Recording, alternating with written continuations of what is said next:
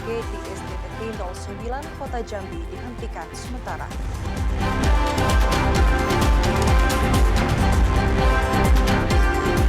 Pada penculikan anak, orang tua meminta sekolah perketat pengawasan aktivitas siswa.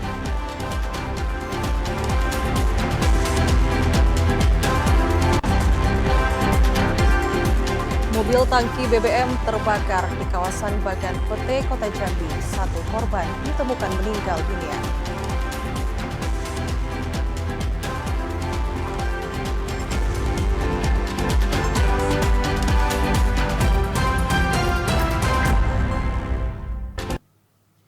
Assalamualaikum warahmatullahi wabarakatuh. Selamat sore saudara. Senang sekali kami dapat kembali menyapa Anda dalam Jambi hari ini, edisi Jumat 21 November 2025. Ya, selain 3 topik utama tadi, tim redaksi kami juga telah menyiapkan sejumlah informasi penting dan menarik lainnya untuk Anda.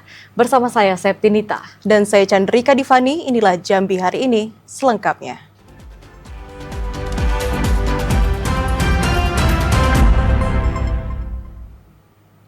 Saudara, program makan bergizi gratis di Sekolah Dasar Negeri 09 Kota Jambi dihentikan sementara. Penghentian dilakukan karena dapur SPPG sedang dalam tahap renovasi untuk meningkatkan fasilitas pengolahan makanan. Inilah suasana di SD Negeri 09 Kota Jambi yang beberapa hari terakhir tidak menerima manfaat program makan bergizi gratis. Program tersebut dihentikan sementara karena sedang dilakukan renovasi dapur Satuan Pelayanan Pemenuhan Gizi SPPG. Wakil Kepala SD Negeri 09 Kota Jambi, Dina Widyasari mengatakan, seluruh siswa tidak menerima makanan program MBG sejak 3 hari terakhir. Hingga kini, pihak sekolah belum dapat memastikan kapan program tersebut akan kembali dilaksanakan. Sambil menunggu MBG kembali disalurkan, siswa lebih memilih berjajan di kantin sekolah untuk mengganti makan siang. Siswa berharap MBG dapat kembali disalurkan agar dapat menikmati manfaat program MBG.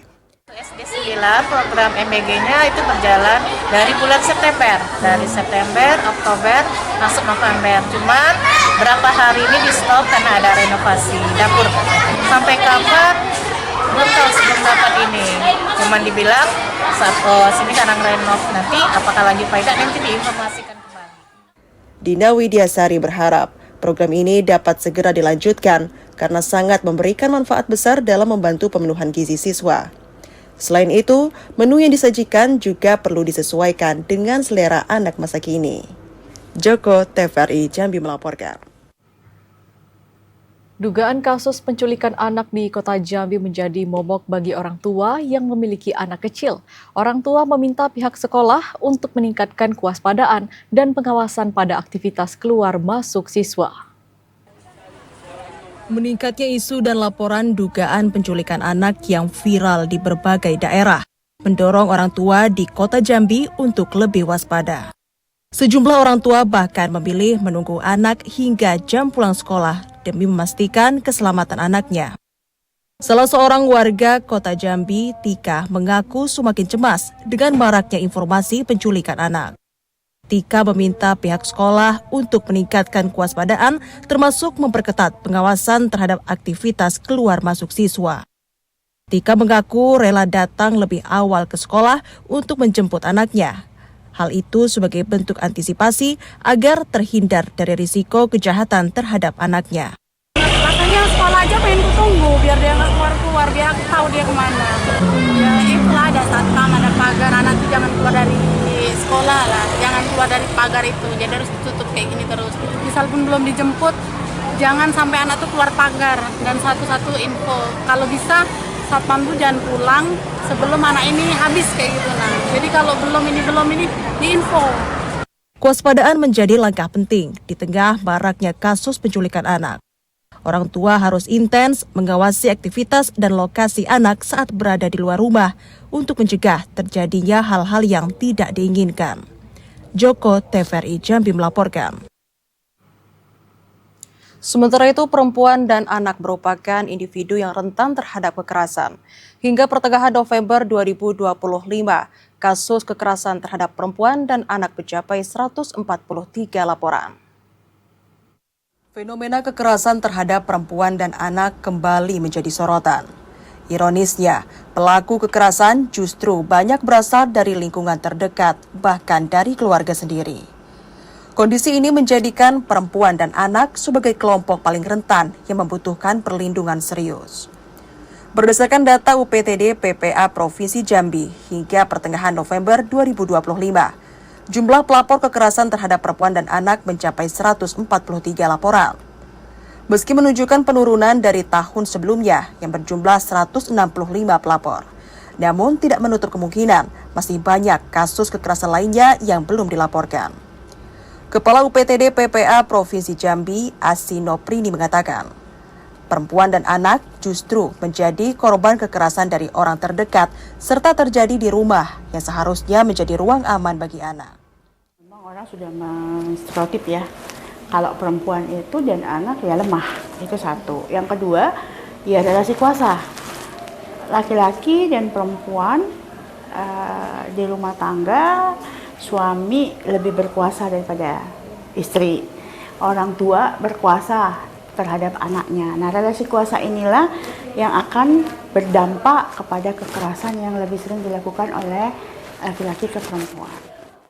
Akademisi sekaligus aktivis pemberdayaan perempuan dan anak Weni Ira menyayangkan stigma dan stereotip yang mengakar di lingkungan sosial justru membuat perempuan dan anak semakin rentan terhadap kekerasan. Upaya pencegahan kekerasan terhadap perempuan dan anak harus dimulai dari lingkungan rumah. Komunikasi sehat, pendidikan karakter, dan penguatan kepekaan sosial sangat penting untuk memutus rantai kekerasan. Anak-anak dan perempuan itu sangat subordinat sehingga eksistensi mereka itu kerap dinomorduakan dan perilaku-perilaku kekerasan itu dinormalisasi kepada mereka. Mereka ini harus menyimpan kekerasan itu sendiri dan tidak memiliki dukungan eksternal. Kalau mereka bersuara itu dianggap aib. Nah, ini yang salah sebenarnya itu ya. Posisi subordinat, norma dan budaya serta stigma yang menormalisasi kekerasan terhadap mereka karena posisi subordinat mereka ini justru yang harus menjadi titik poin itu. Jadi bagaimana kekerasan domestik ini tidak dinormalisasikan, tapi ini dianggap sebagai sesuatu yang memang harus disuarakan dan mereka ini harus diberdayakan juga untuk bersuara di luar supaya mereka mendapatkan dukungan eksternal dan pelaku-pelaku kekerasan di ranah domestik ini sadar bahwa apa yang mereka lakukan ini bentuk dari kejahatan. Kekerasan terhadap perempuan dan anak bukan hanya pelanggaran hukum, namun juga pelanggaran hak asasi manusia. Perlindungan dan dukungan bukan hanya tugas pemerintah, namun juga tanggung jawab bersama seluruh lapisan masyarakat. Masyarakat diharapkan tidak menutup mata ketika melihat tanda-tanda kekerasan di lingkungan sekitar. Kepekaan sosial dan keberanian untuk melaporkan dapat menjadi kunci dalam menyelamatkan korban kekerasan. Silva Farhan, TVRI Jambi melaporkan. Pemerintah Provinsi Jambi memastikan hanya Kabupaten Bungo yang telah masuk dalam Prolegnas Pemekaran Wilayah. Prolegnas menjadi satu-satunya wadah daerah untuk membentuk daerah otonomi baru DOB melalui pembahasan DPR RI. Pemerintah Provinsi Jambi memastikan hanya satu daerah yang telah masuk dalam program legislasi nasional Prolegnas untuk pemekaran wilayah. Daerah tersebut yakni Kabupaten Bungo. Sekretaris Daerah Provinsi Jambi, Sudirman mengatakan, Kabupaten Bungo menjadi satu-satunya kabupaten di Provinsi Jambi yang telah masuk dalam Prolegnas untuk pemekaran wilayah. Sementara untuk usulan lainnya masih sebatas usulan dan belum masuk dalam Prolegnas. Pemprov Jambi hingga saat ini belum menerima informasi resmi apapun dari pemerintah pusat terkait adanya daerah yang masuk dalam Prolegnas pemekaran wilayah. Pemerintah pusat hingga saat ini masih melakukan moratorium untuk pembentukan daerah otonom baru atau DOB dan belum menerima usulan pemekaran wilayah. Moratorium itu diterapkan untuk mengevaluasi dan menata ulang proses pemekaran wilayah yang dinilai tidak efektif dan tidak sesuai dengan kebutuhan masyarakat. Sudirman menambahkan, Prolegnas menjadi satu-satunya wadah daerah untuk membentuk DOB melalui pembahasan DPR RI. Kita belum dapat informasi yang terbaru ya. Informasi yang kami terima itu sudah jauh-jauh hari, itu yang masuk dalam Prolegnas. Waktu DPRD sebelumnya pembahasan itu hanya Bungo untuk pemekaran itu. Cabai Raya dan Kerinci lewat Belum masuk. Biasa kami juga diberitahu oleh kementerian itu ya. Artinya yang masuk program Prolegnas itu daerah-daerah mana saja untuk pembahasan pemekaran itu. Yang sebelumnya hanya Bungo, yang daerah lain tidak ada. Dan hari ini kami belum menerima pemberitahuan resmi dari pemerintah ya untuk kaitannya dengan daerah-daerah yang akan moratorium melalui mekanisme pembahasan di DPR. Berdasarkan usulan dalam Prolegnas, Kabupaten Bungo akan dibagi menjadi 2 wilayah administrasi, yakni Kabupaten Muara Bungo dan Kota Bungo. Rindi Arta, TVRI Jambi melaporkan. Saudara, pemerintah Kota Jambi terus melakukan berbagai upaya untuk memastikan stabilitas harga kebutuhan pokok di pasaran. Melalui program pangan murah dan operasi pasar, harga bahan pokok diharapkan tetap terjangkau sekaligus menjaga daya beli masyarakat. Sebagai upaya menjaga stabilitas harga dan memastikan ketersediaan pangan bagi masyarakat, pemerintah Kota Jambi melalui Dinas Ketahanan Pangan kembali menggelar gerakan pangan murah. Kegiatan ini digelar secara berkala, terutama menjelang hari-hari besar atau momentum akhir tahun saat ini. Kali ini, Dinas Ketahanan Pangan Kota Jambi menggelar gerakan pangan murah di pelataran Perumahan Citraland, Kelurahan Mayang. Antusias warga untuk mendapatkan bahan pokok dengan harga yang lebih terjangkau ini sudah terlihat sejak pagi hari. Berbagai komoditas pangan penting tersedia dan dijual di bawah harga pasar seperti beras, minyak goreng, cabai, sayuran, ikan segar, hingga produk pangan olahan dengan harga ekonomis. Kegiatan ini dilaksanakan kalau kami untuk setahun itu ada 18 kali. Tujuannya adalah untuk satu menstabilkan harga, terutama di menjelang hari besar atau akhir tahun seperti ini kan, Nataru. Nah, jadi salah satu untuk menstabilkan harga, kemudian mempermudah akses untuk masyarakat memperoleh kebutuhan sehari-harinya gitu. Tidak hanya masyarakat, kegiatan pangan murah ini juga membuka ruang bagi para petani lokal. Petani diberi ruang untuk menjual hasil pertaniannya langsung sehingga harga jual lebih kompetitif dan meningkatkan pendapatan petani. Kalau untuk ikut bazar kita sudah ketiga kali ini. Dari sebelumnya kalau untuk hari ini di Pasar Angso itu 55.000, kita di sini 50.000 per kilo. Dengan harapan ada bazar ini ya untuk mempermudah masyarakat mendapatkan sembako dan meringankan petani lah Mas, untuk menambah masukan kami para petani kan. Ya karena kalau nggak ada pasar murah ini kita repot juga mau buang cabai kemana ya kan. Keikutsertaan petani dalam kegiatan pangan murah ini sekaligus mendukung ketahanan pangan lokal. Pasokan komoditas segar langsung dari petani memastikan kualitas tetap terjaga, sementara harga tetap stabil. Benar memang dibutuhkan ini nih, apalagi kalau dalam kondisi kayak gini sekarang kan. Kalau soal harga, soal apa tuh di bawah dari harga pasar. Perbandingan tuh jauh, kalau di lain tuh sampai 60-70, di sini cuma 50. Melalui gerakan pangan murah ini, pemerintah Kota Jambi berharap stabilitas harga pangan dapat terus terjaga dan inflasi di daerah dapat ditekan. Upaya ini menjadi komitmen pemerintah dalam memperkuat ketahanan pangan sekaligus menjaga daya beli masyarakat. Dengan dukungan petani, pelaku usaha dan masyarakat, kegiatan ini mampu mendorong stabilitas harga dan ketersediaan pangan di Kota Jambi secara berkelanjutan. Cynthia Farhan, TVRI Jambi melaporkan. Komisi 13 DPR RI tinjau penguatan pelayanan hukum di Provinsi Jambi. Informasi selengkapnya akan kami hadirkan usai jeda sesaat lagi.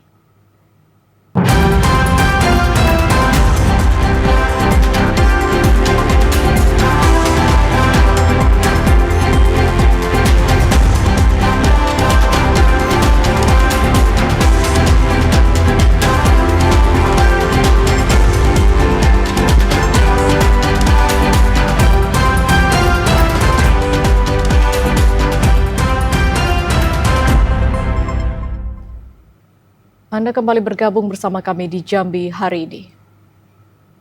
Satu unit mobil tangki bermuatan bahan bakar minyak terbakar di dalam sebuah gudang di kawasan Bagan Pete, Kota Jambi pada Kamis malam.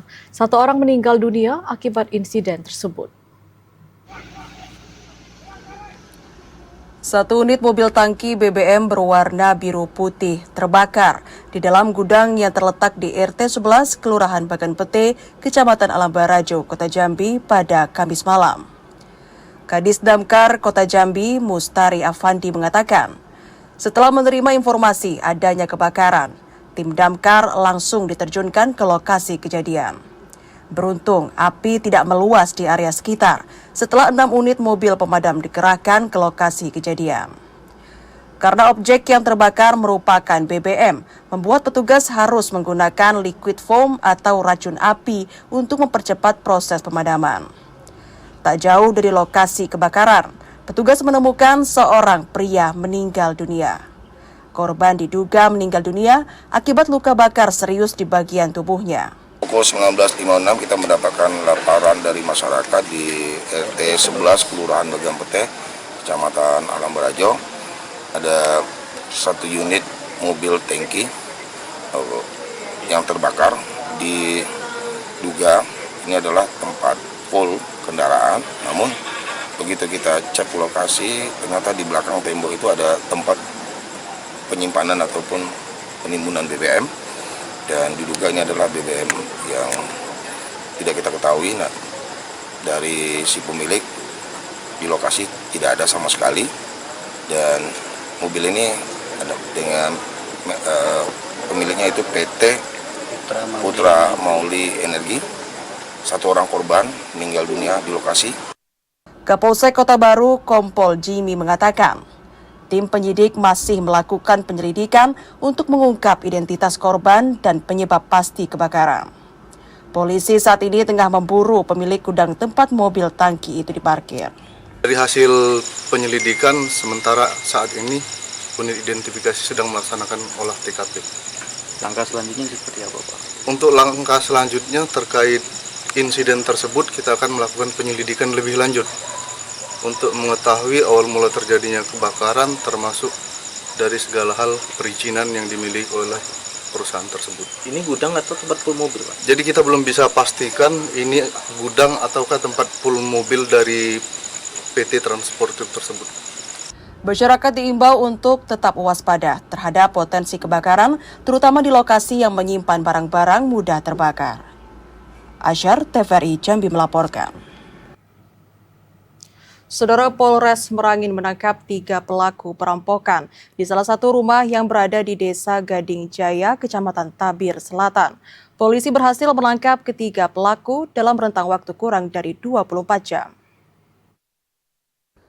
Polres Merangin bersama Polsek Tabir Selatan mengungkap kasus perampokan di sebuah rumah yang berada di Desa Gading Jaya, Kecamatan Tabir Selatan. Para perampok tersebut diketahui berasal dari Kabupaten Merangin dan Provinsi Lampung. Awalnya sekitar pukul 22 waktu Indonesia Barat, korban yang sedang membuat kwitansi pembayaran hasil panen tiba-tiba didatangi 6 orang yang mengenakan kain penutup wajah. Para perampok ini berhasil masuk rumah dengan mendobrak pintu. Korban sempat dipukul, ditodong dengan senjata tajam hingga diikat dengan menggunakan tali plastik. Para pelaku kemudian membongkar isi rumah korban dengan mengambil uang senilai 100 juta rupiah, 3 unit ponsel, dan 2 unit sepeda motor. Setelah 6 jam disekap, korban dilepaskan. Para pelaku kemudian melarikan diri dengan membawa hasil rampokan. Kapolres Merangin AKBP Kiki Firmansyah mengatakan, perampokan ini dilakukan dengan terencana. Sebelum beraksi, para pelaku membuat sketsa bagian dalam dan luar rumah korban. Meski perampokan ini terencana, namun polisi berhasil meringkus ketiga pelaku dalam kurun waktu kurang dari 24 jam. Sementara ketiga pelaku lainnya masih diburu polisi. Tak hanya mengamankan pelaku dan barang bukti, polisi juga berhasil mengamankan harta benda milik korban yang sempat dirampok. Atas perbuatannya, para tersangka dijerat pasal 365 KUHP dengan ancaman hukuman maksimal penjara selama 12 tahun. M. Sobar, TVRI Jambi melaporkan. Puluhan pengendara terjaring operasi zebra yang digelar Satlantas Polres Batanghari. Mayoritas pengendara yang diberikan surat teguran tersebut merupakan pengendara sepeda motor yang tidak menggunakan helm. Untuk mewujudkan keamanan, keselamatan, ketertiban, dan juga kelancaran lalu lintas, Satlantas Polres Batanghari menggelar operasi zebra. Operasi zebra kali ini menyasar 8 sasaran prioritas, diantaranya pengendara di bawah umur, berboncengan lebih dari 1 orang, tidak menggunakan helm dan tidak menggunakan sabuk pengaman. Pada operasi zebra kali ini, Satlantas Polres Batanghari telah mengeluarkan 50 surat teguran kepada para pengendara yang melanggar aturan lalu lintas. Kasat Lantas Polres Batanghari AKP Agung Prasetyo mengatakan, puluhan pengendara yang terjaring razia rata-rata pengendara sepeda motor yang tidak menggunakan helm, dengan titik lokasi kegiatan operasi tepat di Simpang 4 Kejaksaan. Lokasi tersebut dinilai cukup ramai dilintasi oleh masyarakat yang ingin berangkat kerja, sekolah, dan kegiatan lainnya. AKP Agung Prasetyo menambahkan, kegiatan operasi zebra ini berlangsung selama 14 hari, terhitung mulai tanggal 17 sampai dengan 30 November 2025, dengan menyasar ke beberapa titik lokasi yang cukup ramai dilintasi masyarakat dan daerah rawan kecelakaan. Ade Juniawan, TVRI Jambi, melaporkan. Kita ke sorotan lainnya, Saudara. Komisi 13 DPR RI melakukan kunjungan kerja ke kantor wilayah Kementerian Hukum Jambi. Kunjungan ini berfokus pada penguatan pelayanan hukum serta peningkatan kepastian hukum di Provinsi Jambi. Kantor wilayah Kementerian Hukum Jambi menerima kunjungan Komisi 13 DPR RI pada Kamis siang kemarin. Kunjungan kerja ini bertujuan untuk melihat langsung penguatan pelayanan dan kepastian hukum di Provinsi Jambi. Dalam pertemuan tersebut, sejumlah hal menjadi sorotan anggota Komisi 13 DPR RI, diantaranya pelayanan hukum notaris, pelayanan kekayaan intelektual, terutama yang berkaitan dengan produk lokal. Anggota Komisi 13 DPR RI Agun Gunanjar Sudarsa mengatakan, Kanwil Kemenkumham Jambi harus segera melakukan desentralisasi kewenangan pelayanan administrasi hukum umum seperti penanganan masalah notaris, fidusia, royalti, hingga pelayanan kekayaan intelektual, termasuk pendaftaran paten produk lokal. Selama ini, pelayanan hukum masih terpusat sehingga banyak potensi ekonomi daerah tidak tersentuh karena keterbatasan kewenangan. Agun Gunanjar Sudarsa meminta agar Kanwil Kemenkumham Jambi memperkuat peran unit-unit pelayanan lainnya serta mendorong penambahan anggaran untuk kegiatan penyuluhan hukum di tingkat desa dan kelurahan. Posbakum desa dan kelurahan tidak boleh hanya fokus pada legalitas badan hukum, namun harus dilengkapi dengan kegiatan real yang memberikan edukasi dan sosialisasi hukum kepada masyarakat. Pengawasan terhadap pelaksanaan tugas Kementerian Hukum juga harus diperkuat, terutama terkait peningkatan pelayanan dan kepastian hukum di Provinsi Jambi. Ternyata pelayanan hukum di Provinsi Jambi ini itu mendapatkan PNBP-nya cukup besar, tapi mendapatkan porsi anggarannya sangat kecil. Padahal potensinya itu luar biasa seandainya, ini kesimpulan kita. Jadi Komisi 13 itu mendukung untuk segera dilakukan desentralisasi kewenangan pelayanan administrasi hukum umum, ya, seperti penanganan masalah notaris, fidusia, royalti, dan lain sebagainya.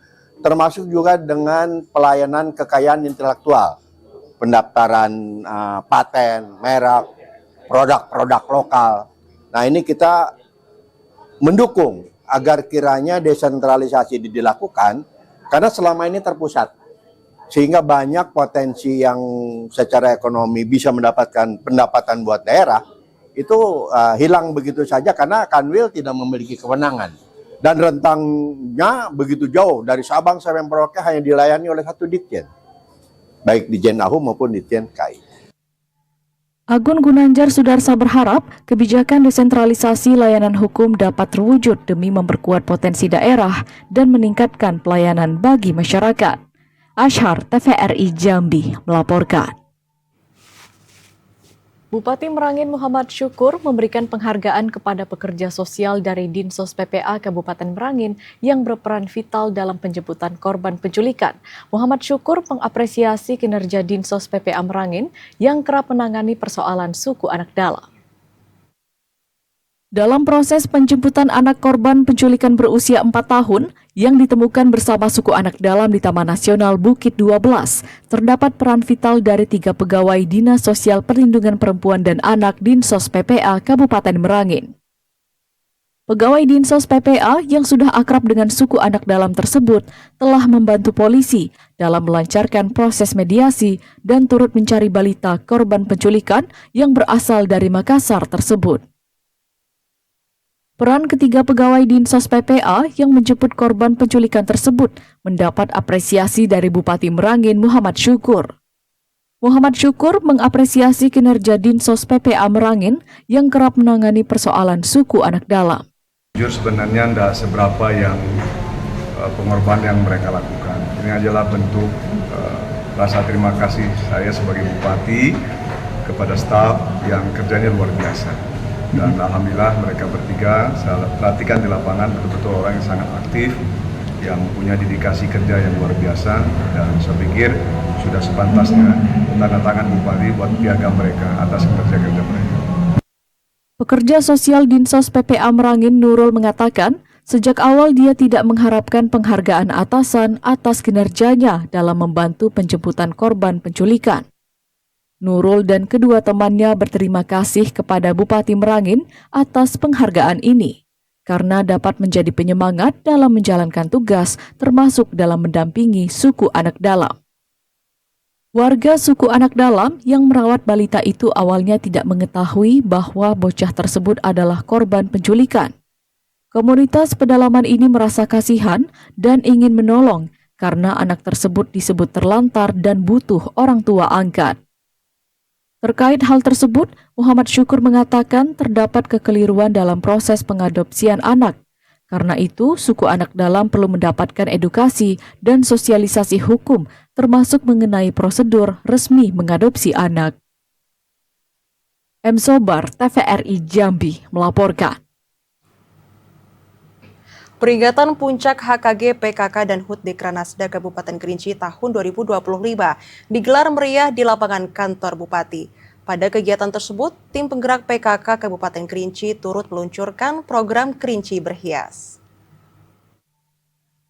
Ragam aktivitas kreatif mewarnai puncak Hari Kesatuan Gerak PKK ke-53 dan HUT Dewan Kerajinan Nasional Daerah Kabupaten Kerinci. Kegiatan yang berlangsung meriah tersebut digelar di lapangan kantor Bupati Bukit Tengah, Kecamatan Siulak. Dalam puncak kegiatan, tim penggerak PKK Kabupaten Kerinci resmi meluncurkan program Kerinci Berhias atau berbuah, hijau, dan asri. Berhias menjadi sebuah gerakan penanaman tanaman produktif di pekarangan. Program ini mengajak setiap warga untuk menanam 3 tanaman produktif di pekarangan rumah sebagai bagian dari upaya kemandirian pangan keluarga. Selain program lingkungan, kegiatan ini juga menjadi ajang penghargaan bagi desa, kader PKK, dan OPD yang dinilai berhasil menjalankan program pemberdayaan keluarga. Penilaian meliputi administrasi, pola asuh anak di era digital, pemanfaatan pekarangan, hingga penguatan produk UMKM. Harapan kami ke depan, kalau PKK, Dekranasda, tanpa didukung oleh OPD yang menjalankan, kami yakin tidak akan bisa berjalan. Kenapa saya katakan demikian? Ketika kami waktu dulu pernah menjadi Kepala Dinas Pendidikan, kegiatan-kegiatan posyandu, waktu itu PAUD, pendidikan sosial itu banyak kita ikut sertakan PKK ketika waktu itu. Pemerintah Kabupaten Kerinci mendorong kaum perempuan untuk terus berinovasi. Tidak hanya dalam kegiatan sosial, namun kaum perempuan juga didorong untuk memajukan sektor ekonomi kreatif. Tim penggerak PKK dan Dekranasda diharapkan menjadi penggerak potensi keluarga dan UMKM agar dapat meningkatkan kesejahteraan masyarakat. Ilwan, TVRI Jambi, melaporkan. Demikian Jambi hari ini. Terima kasih atas perhatian dan kebersamaan Anda. Setelah ini kita akan bergabung dengan Studio Mini TVRI Jambi di Bukit Cinto Kenang untuk menyaksikan jurnal MTQ ke-54 tingkat Provinsi Jambi. Akhirnya saya Septinita. Dan saya Chandrika Divani bersama kerabat kerja yang bertugas pamit undur diri. Wassalamualaikum warahmatullahi wabarakatuh dan sampai jumpa.